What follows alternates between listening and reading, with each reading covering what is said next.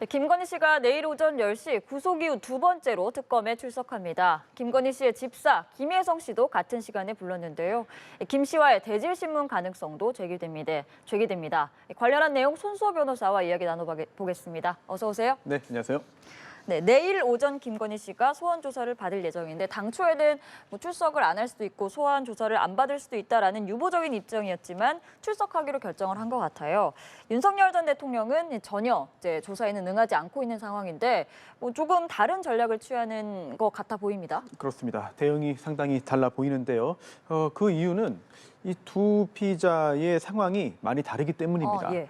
물론 사회적인, 도덕적인 그런 상황뿐만 아니라 법적인 상황이 굉장히 크게 다른 것으로 보이는데요. 그렇기 때문에 단순히 어떤 감정적인 대응을 한다기보다는 지금 현재 각자의 상황에서 가장 합리적인 대응을 하는 것이 아니냐라는 생각마저 듭니다. 우선 윤석열 전 대통령은 수사에도 불응하고 또한 체포에도 저항하고 재판에도 나오지 않고 있습니다. 반면 김건희 씨는 일단 출석 요구에는 응하는 그런 네. 자세이고 또한 내일도 만약 조사에 응한다면 아무래도 윤 전 대통령과는 약간 다른 모습이 보이는 것이죠. 그 이유가 여러 가지가 있는데요. 우선 첫 번째로는 만약 유죄 판결이 선고된다 하더라도 예상되는 형량의 수위입니다.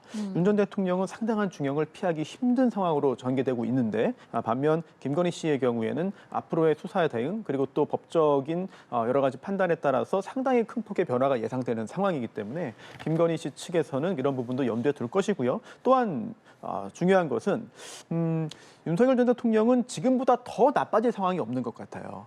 그런데 재판만 남은 것이죠. 네. 반면 김건희 씨의 경우에는 이 수사에 대응함으로써 기소 어떤 형식으로 어떤 내용으로 언제 기소되는지에 대해서 조금 더 여지가 남아 있는 것이고요. 또한 재판 과정에서 법적인 허점을 찾아 들어갈 수 있는 부분을 만들어야 되는 그런 필요성도 있어 보입니다. 또한 마지막으로는 윤 전 대통령이 지금 이 수사에 김건희 특검 수사에 응할 수 없는 현실적인 이유가 하나 있어 보이는데요. 네.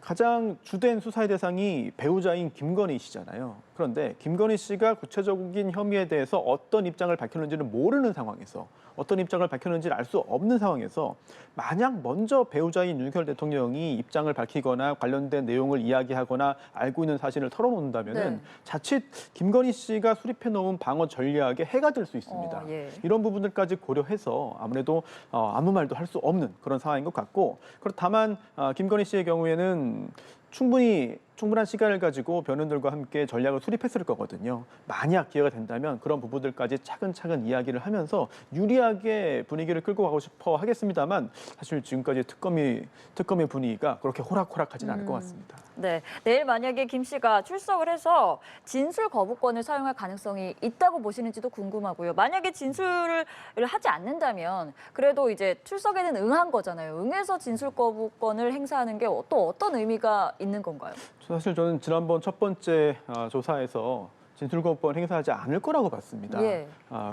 진술을 거부할 거면 굳이 왜 나오겠느냐 이미 구속된 상황에서 그렇죠. 이렇게 봤는데 조사에는 나왔고 거기에서 진술 거부권을 행사했다는 보도가 나왔죠. 그런데 이게 본격적인 의미에서의 진술 거부권인지는 잘 모르겠어요. 왜냐하면 이제 조사를 할 때 제일 처음에 신원 확인을 하고 이제 고지해 줍니다. 진술 거부권을 고지해 주고 변호인의 조력을 받을 권리를 고지해 주고요. 그다음에 자필로 3가지 질문에 대해서 예, 아니요 답을 받고 조사를 시작하는데요. 그중에 하나가 진술 거부권 등을 고지받았느냐? 예, 아니요 적고요. 그리고 진술 거부권 행사할 것이냐? 예, 아니요 적고 변호인의 조력을 받을 권리를 행사할 것이냐? 이거 예, 아니요 적고 그다음에 본격적으로 시작을 합니다. 김건희 씨 역시 마찬가지로 그렇게 했을 것이거든요. 따라서 본격적인 의미의 진술 거부권을 행사하겠다, 난 아무 말도 안 하겠다라고 해놓고서는 조사를 받은 것이 아니라 구체적인 질문에 대해서 마땅히 할 말이 없기 때문에 입장을 밝히지 않고 또는 특검의 어떤 언급에 따르면 자신의 입장이나 또는 소회는 밝혔지만 구체적인 진술을 하지 않았다라는 말도 했거든요. 따라서 이게 어떤 의미의 진술 거부권 행사였는지는 사실 세부적인 구체적인 사항을 알아야만 판단할 수 있을 것이고 네. 내일 출석한 후에도 어떤 대응을 보일지 여부도 사실 확실하게 예상을 하거나 예측을 하거나 짐작을 하는 게 쉽지는 않은 상황인 것 같습니다. 알겠습니다. 또 이런 가운데 내일은 이제 구속된 김건희 씨의 집사 김혜성 씨도 조사를 받습니다. 김건희 씨랑 같은 시간에 일단 특검 사무실에서 조사를 받는 걸로 알려졌는데 이 김혜성 씨라는 사람이 받고 있는 의혹, 혐의를 좀 간단하게 설명해 주셨으면 좋겠고요. 그리고 내일 조사의 핵심은 좀 뭐일 거라고 전망을 하시나요? 네, 집사로 알려져 있지만 본인은 뭐 집사 아니다라는 입장을 밝히고 있는 김혜성 씨도 구속이 됐습니다. 일단 구속될 때 외국에 베트남에 머물고 있다가 예. 여권 만료 하루 전에 이제 자진해서 귀국을 했고 체포된 후에 조사받고 구속이 됐는데요. 재산범죄 혐의를 받고 있습니다. 즉 본인이 창업을 해서 운영을 했던 회사가 상당히 운영 상황이 양호하지 않았음에도 불구하고 대기업 등으로부터 큰 규모의 투자금을 받았고 그 후에 김혜성 씨가 자신의 주변인 명의로 세운 회사가 그 주주였는데 그 명의로 주식을 처분하고 이제 거액을 챙겨서 이른바 엑싯을 했다, 손 떼고 나갔다. 그리고 그 과정에서 이제 해당 렌터카 업체의 대표에게 자금을 빌려줬는데 이게 빌려준 게 아니라 사실은 돈을 빼돌린 거 아니냐라는 횡령 등의 혐의를 받고 있는데요. 예. 그런데 중요한 것은 지금 이 특검이 주목하고 있는 부분은 단순히 이러한 그 횡령 등의 부분이 아닌 것 같습니다. 네. 이게 근본적으로는 김건희 여사와 연결되어 있는 거 아니냐, 김건희 여사의 범죄 가능성이 있는 거 아니냐라는 부분을 집중적으로 보고 있는 것 같은데요. 즉 당시에 이렇게 대기업 등으로부터 돈을 받았을 때 투자금 받은 것이 김건희 여사와의 어떤 관련 때문인지 또는 김건희 여사를 이용한 것인지 아니면 김건희 여사가 이런 부분들을 관여해서 적극적으로 주도한 것인지 그런 가능성을 확인하는 것이 가장 중요한 핵심 과제입니다. 네, 본인의 혐의뿐만 아니라 김건희 씨와의 연관성에 대해서도 조사가 조금 이루어질 텐데 그래서 지금 나오는 부분이 대질 신문이 이루어질 거다라는 부분이거든요. 네. 이게 뭐 실제로 가능한 걸까요? 가능성은 있죠. 다만 대질 조사라는 게 수사기관이 원한다고 해서 강제로 할 수 있는 건 아닙니다. 예. 즉 수사 대상이 저 너무 억울합니다. 저 대질 조사 시켜주세요. 제가 얘기하면은 상대방 아무 말도 못할 겁니다. 거짓말 못합니다. 제 얘기 맞으니까 같이 한번 좀 삼자대면 하게 해주십시오. 라고 하는 경우도 있고 또는 양측의 주장이 다른데 서로 상대방에게 책임을 떠넘기는 상황에서 수사기관이 누구의 말이 옳은지를 확인하기 위해서 대질 조사를 원하는 경우도 있습니다. 지금 상황에서 김혜성 씨는 자신은 잘못한 게 없다. 그리고 또 김건희 여사와의 관련성도 부정하고 있는 상황입니다. 그렇기 때문에 과연 그러한 부분이 진실인지를 확인하기 위해서 또한 그동안에 있었던 김혜성 씨와 김건희 씨 사이에 있었던 관계 등을 확인하기 위해서 특검은 대진 조사 가능성도 언급은 하고 있는데 사실 진행되지 않을 가능성이 훨씬 높아 보이고요. 또 하나 중요한 것은 설령 실제로 한자리에 앉아서 대질 조사를 하지 않더라도 묘하게도 조사 시간도 지금 동일해요. 그렇죠. 그 이야기는 김건희 씨도 지금 내 옆에서 다른 방에서 김혜성 씨가 조사를 받고 있다는 걸 아는 상황입니다. 그리고 김혜성 씨 역시 나의 억울함을 보여주겠다. 나 정말 잘못한 거 없는데 왜 내가 김건희 씨 때문에 또 이렇게 수사를 받느냐. 별건으로 구속됐다 등등의 주장을 현재 내놓고 있는데 그렇다면은 김건희 씨가 조사받는 상황에서 김혜성 씨가 더더욱 적극적으로 만약 억울한 부분이 있다면 이런 부분들을 언급을 할 가능성이 있거든요. 따라서 대질 조사는 그 대질 조사를 실시함으로써 무언가 밝히고 확인할 수도 있지만 대질 조사 가능성이 있다. 그리고 지금 조사를 하다가 어느 순간 갑자기 그럼 대질할까요? 라고 물어봐서 짧게 진행되는 경우도 있거든요. 예. 그럴 가능성까지 염두에 두기 때문에 압박을 받고 또한 대응하는 것이 상당히 제한될 수가 있습니다. 이런 부분까지도 특검이 노리고 이제 예상을 하고 기대를 하면서 내일 조사 시간을 잡은 것이 아닌가 싶습니다.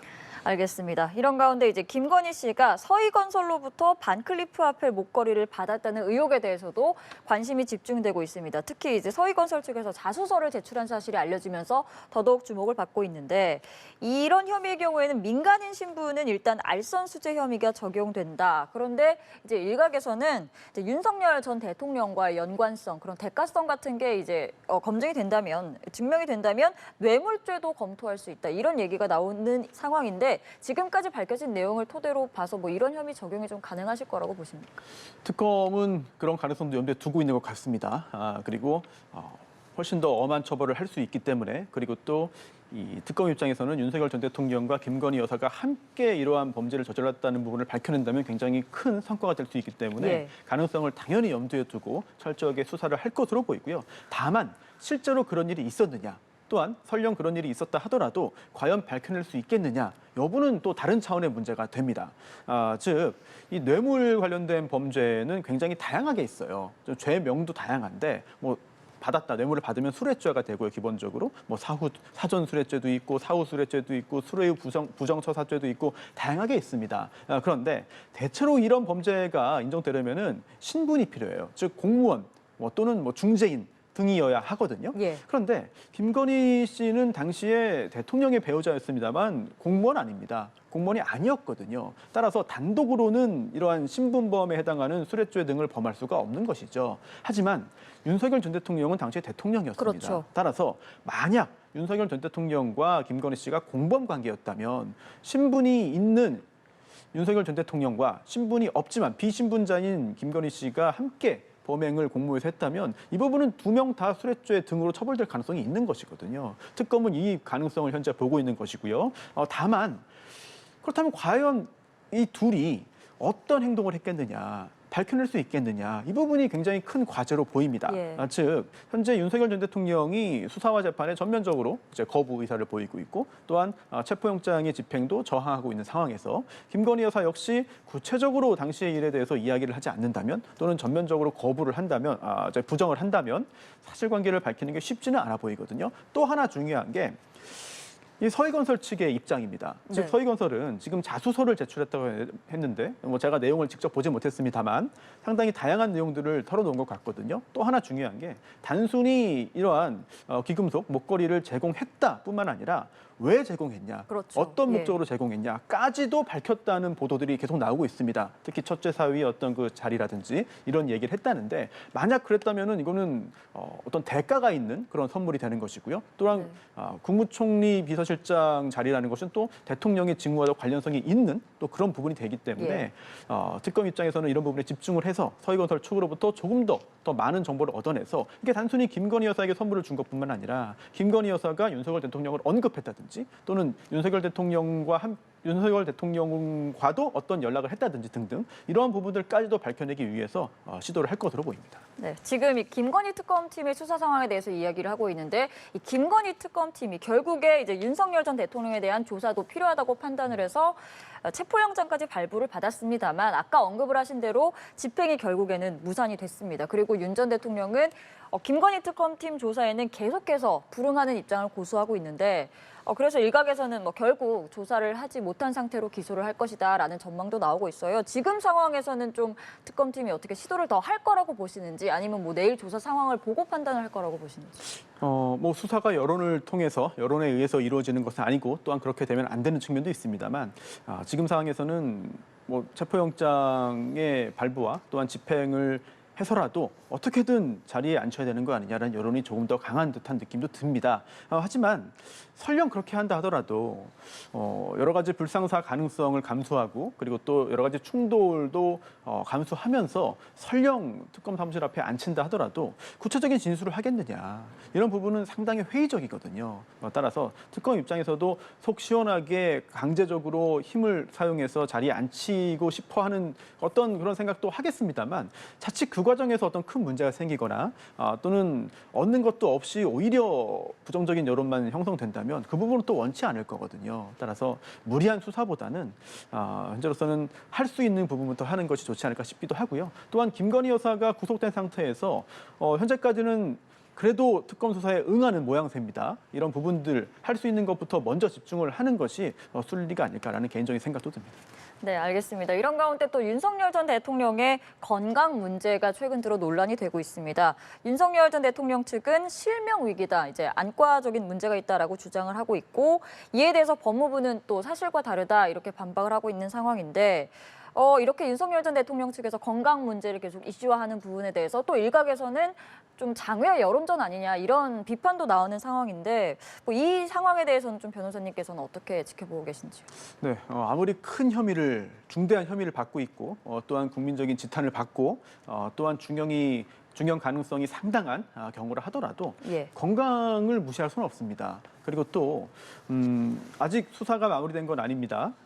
일부 혐의는 현재 재판을 받고 내란 관련된 부분은 재판을 받고 있습니다만 다른 부분도 수사 대상이잖아요. 그러면은 또 기소돼서 처벌받을 가능성도 살아 있습니다. 여전히 있는 것이죠. 하지만 설령 그렇다 하더라도 이 건강은 항상 잘 챙기면서 가야 됩니다. 그래야만 수사 추후에 있을지 모르는 혹시 수사 과정에서의 과잉 수사에 대한 어떤 지적도 피해갈 수 있고 또한 계속 가정을 합니다만 만약 중형이 선고된다 하더라도 그러한 판결 선고에 대한 어떤 저항이라든지 이런 불복 가능성도 차단할 수 있기 때문인데요.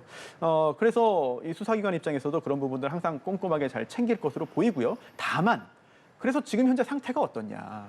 그리고 지금 구치소 측에서 제대로 된 대응을 하지 않고 있는 것이냐. 또는 지금 특검의 수사가 개인의 건강 상태를 무시하고 엄청나게 심각한 건강 상태 악화를 야기할 정도의 불법적이면서 좀 과잉 수사냐라고 한다면 그 부분은 좀 고개를 갸웃할 수밖에 없습니다. 즉 구치소 측에서도 실명이기를 주장하고 있지만 그 정도 아니다. 그리고 또 외부 병원 진료도 두 차례 다 받았다라고 자신 있게 이야기를 하고 있거든요. 그렇다면 물론 정치적인 측면에서 여러 가지 이야기를 할 수는 있겠습니다만 현재의 수사와 또 수용 당국의 이제 교정 당국의 여러 가지 처우가 굉장히 잘못되었거나 또는 윤석열 전 대통령에게 대단히 좀 차별적이고 불리하다고 보기는 힘들어 보이거든요. 네. 하지만 앞으로도 이런 부분들의 이야기는 양쪽에서 계속 나올 수밖에 없을 것으로 보입니다. 알겠습니다. 이번에는 다른 특검팀 상황도 조금 살펴보겠습니다. 먼저 내란 특검 이야기를 해볼게요. 오늘 평양 무인기 의혹의 핵심 피의자 김용대 드론 작전 사령관을 재소환해서 조사를 하고 있습니다. 앞서 이제 김용대 사령관의 구속영장은 한 차례 기각이 됐었는데 다시 소환 조사를 했다. 그래서 또 특검팀에서 영장을 재청구할지도 검토 중이다라는 기사도 나오고 있는 상황인데 뭔가 새로운 걸 좀 발견했을 가능성이 있다고 보시나요? 네, 벌써 한 달이 지났습니다. 그리고 사실 지난번 첫 번째 구속영장 청구 당시에 구속 가능성이 상당히 있는 거 아니냐라는 분석이 있었습니다만 기각이 됐고요. 기각 후에 특검이 입장을 바로 바뀌었죠. 곧바로 재청구하진 않겠다. 수사를 보강하겠다라고 했습니다. 그 이유가 당시 구속영장이 기각된 그런 사유를 봐야 되는데요. 김용대 전 사령관이 사실관계를 대체로 인정하고 있다. 그리고 또 관련 자료들이 이미 다 수집되고 입수되었다라는 이유를 들어서 구속영장이 기각됐습니다. 그런 상황에서 특검은 여러 가지 관련자들에 대한 조사를 이어갔고 또한 자료들도 보강하면서 며칠 전에도 상당히 고강도의 조사를 한 차례 했었죠. 그리고 또다시 조사를 하고 있는데 이것은 아마 두 번째로 구속영장을 청구하기 위한 그런 작업들, 마무리 작업을 할 것으로 보입니다. 다만 중요한 것은 지난번에 기각됐는데 이번에는 발부되어야 한다라는 그런 그 이유를 과연 어떻게 구체적으로 설명하면서 법원을 설득해서 구속영장을 받아낼 것이냐. 이 부분이 굉장히 좀 특검의 과제인 것으로 보이고요. 만약 이번에 다시 청구했는데 또 기각이 된다면 그 부분은 특검 입장에서도 자칫 좀 어느 정도의 부담을 감수할 수밖에 없는 상황이고 또 하나 중요한 것은 지금 김 전 사령관 개인의 문제도 있습니다만 김 전 사령관은 굉장히 핵심적인 인물입니다. 왜냐하면 12월 3일에 비상계엄을 선포했고요. 그리고 또 12월 3일 비상계엄 선포 전에 비상계엄의 명분을 만들기 위해서 북한의 도발을 유도했다. 이게 특검 측이 현재 의심을 하고 있는 부분이죠. 그리고 이렇게 북한의 도발을 유도하기 위한 과정에서 드론을 북한에 보내서 무인기를 보내서 도발을 했다. 이런 부분들까지 의심을 하는 것인데 그렇다면은 당시에 이 핵심부에서 어떤 이야기들이 오갔는지 정상적인 작전이 아니라 합참을 이른바 패싱할 정도의 어떤 일부 인사들만 작당을 한 어떤 불법적인 행위를 한 것이냐 여부를 밝혀내야 됩니다. 물론 지금 단계에서 증명까지는 할 필요는 없겠습니다만 적어도 범죄 사실을 소명은 해야 되거든요. 그렇다면 모두가 부인을 하는 상황에서 과연 어떠한 증거를 통해서 구속영장을 발부받을 것이냐 이 부분이 굉장히 중요한 과제로 보이고요. 아마도 특검 입장에서도 철저한 준비를 통해서 그동안 한 달 동안의 시간이 있었으니까요. 관련 작업들을 통해서 다시 한번 고강도의 조사를 벌이는 것으로 보이는데요. 아마도 구속영장 재청구가 임박한 그런 상황이 아닌가라고 생각됩니다. 알겠습니다. 마지막으로 순직해병 특검 수사 상황도 살펴보고 마치도록 하겠습니다. 박성재 전 법무부 장관 그리고 심우정 전 차관이 수사 대상에 올랐는데 문제가 이종섭 전 국방부 장관의 출국 금지를 해제하는 과정에서 관여를 했다 이런 의혹이 있는 건데 이 부분은 좀 어떤 의혹인 건지 짧게 설명을 부탁드리겠습니다. 네, 이종섭 장관이 이제 호주 대사로 임명이 됐는데 그런데 호주 대사 임명이 도피성이다. 해외로 보내서 이 수사 진실이 밝혀지지 않도록 한 것이다라는 의혹을 받고 있는 것이죠. 그런데 이 호주 대사로 임명될 때 이미 출국 금지 상태였습니다. 그렇기 때문에 아니 어떻게 출국 금지인 사람을 호주 대사로 임명하느냐 여기에 대한 그 여러 가지 좀 의문이 있었고 그리고 또 당시에도 이미 임명을 했기 때문에 그러면 출국 금지를 풀어야 된다. 풀어달라. 결국은 풀렸죠. 근데 그 당시에 이 관련 절차에 따르면 위원회를 열게 돼 있습니다. 그래서 심의위원회를 열어가지고 출국 금지 해제 관련된 절차들을 진행을 했는데 그런데 이때 사실상 이 위원회를 열기 전에 불법적인 영향력이 행사되어서 이미 이거를 풀어주기로 다 이제 결정이 되었고 위원회는 형식적인 그런 요식 행위에 불과했다라는 의무를 받고 있고요. 그리고 결국은 법무부가 출금을 해제한 다음에 이틀 후인 3월 10일에 호주로 직접 출국까지 했습니다. 이게 이종섭 장관을 대사로 임명해서 도피시킨 거 아니냐라는 의혹이고요. 그럼 여기에서 누가 이 출금을 풀어달라고 이렇게 불법적인 영향을 행사한 것이냐. 예. 지금 의혹의 핵심에 있는 것이 바로 당시 박성재 장관 그리고 또 심우정 차관입니다. 그 후에 이제 검찰총장이 되기도 했죠. 그래서 출금 이의와 관련해서 박성재, 심우정 이 두 사람이 이제 영향력을 행사했다라는 의혹을 받고 있고 법무부 실무자들이 이제 그러한 사실상의 지침을 받아서 그에 따라서 행동을 했다는 그런 취지의 진술을 특검에 했다는 그런 내용들의 보도가 나오고 있기 때문에 만약 그런 일이 존재한다면 이 사건의 범위는 훨씬 더 커질 네. 수밖에 없는 그런 상황으로 보입니다. 알겠습니다. 앞으로도 특검팀 수사 상황을 지켜봐야 할 것 같고요. 오늘 말씀은 여기까지 듣겠습니다. 손소 변호사였습니다. 고맙습니다. 네, 고맙습니다.